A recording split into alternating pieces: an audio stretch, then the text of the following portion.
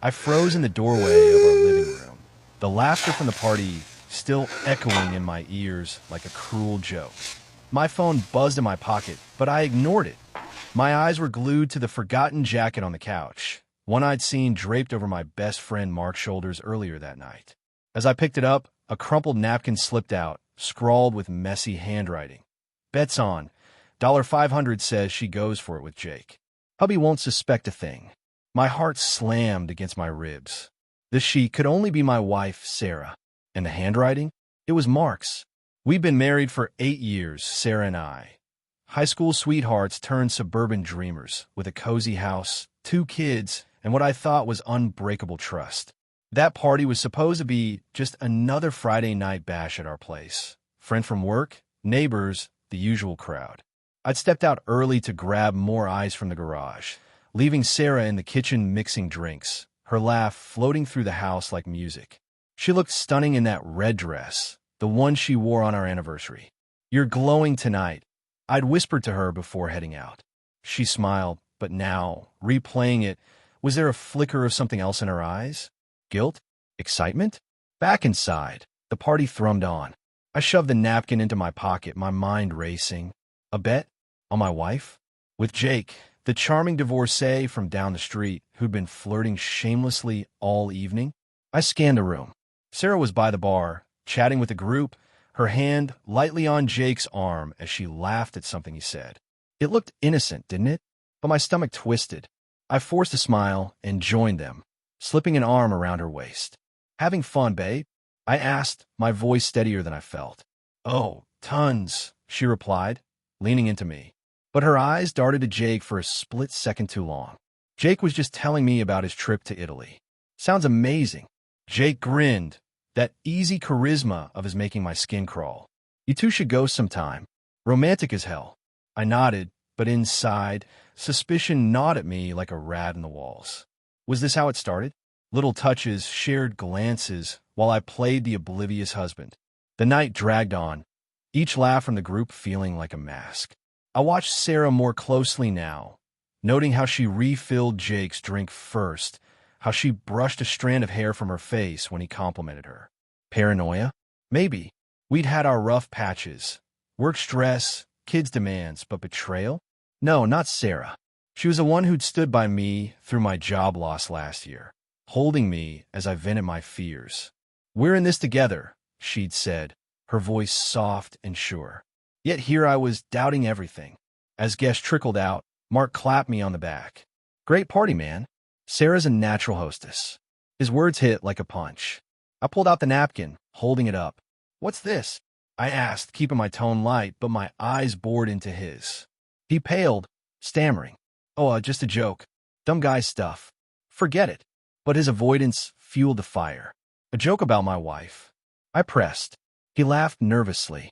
"Come on, it's nothing. We were drunk, betting on silly things. No harm. No harm." My blood boiled, but I let it go for now. Sarah was upstairs putting the kids to bed, oblivious. That napkin haunted me all weekend. I replayed conversations in my head, searching for cracks. Like last month, when Sarah started going to the gym more often. "Just need to feel good about myself," she'd said. And Jake, he worked out there too. Coincidence? Then there were the late texts she'd get, smiling at her phone before tucking it away. "Work stuff," she'd explain. Denial wrapped around me like a blanket. Maybe it was nothing. But suspicion crept in, cold and insistent. Monday morning, I couldn't shake it. While Sarah was at her job as a teacher, I did something I'd never done. Checked her phone. Guilt twisted in my gut as I scrolled through messages. There was a thread with Jake. Innocent at first. "Hey, saw you at the gym." But then, "Last night was fun. Can't stop thinking about that dance." Dance? At the party, they'd swayed together during a slow song while I was in the kitchen. "Missed you after," he wrote. Her reply, "Me too. But we have to be careful." My world tilted. Heartbreak crashed over me like a wave, drowning out everything. How long? Why? I confronted her that evening, after the kids were asleep. She was in the kitchen, washing dishes, humming softly. "Sarah," I said, my voice cracking. She turned, her face paling at my expression. "What's wrong?" I held up her phone. "This. With Jake." Denial flashed at her eyes first. It's not what you think, but then she crumpled, tears streaming. It was a mistake. At the party, Mark and the guys were egging us on, making bets. I was drunk, flattered. It just happened. Just happened. Anger surged, hot and raw. A kiss. More. She sobbed. A kiss. In the backyard.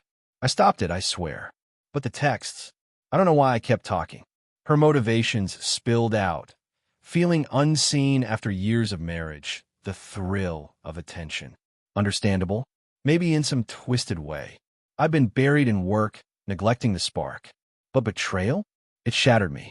I love you, she whispered. Please, we can fix this. The collapse of trust hit hardest in the silence that followed. I paced the room, visions of our life flashing. Wedding vows, first baby's cry, lazy Sundays. All tainted now. How can I believe you? I yelled, voice breaking. She reached for me, but I pulled away, the pain too sharp. In the end, I left that night, crashing at a motel. Weeks blurred into therapy sessions, where we unpacked the mess. The bet? Mark confessed it started as bar talk, but snowballed. Jake? He apologized, claiming it was mutual flirtation gone wrong. Sarah fought for us, her remorse genuine, born from loneliness I'd ignored. We divorced 6 months later, not out of hate, but because some breaks can't mend. I see the kids' weekends, and Sarah's dating someone new, carefully. Me?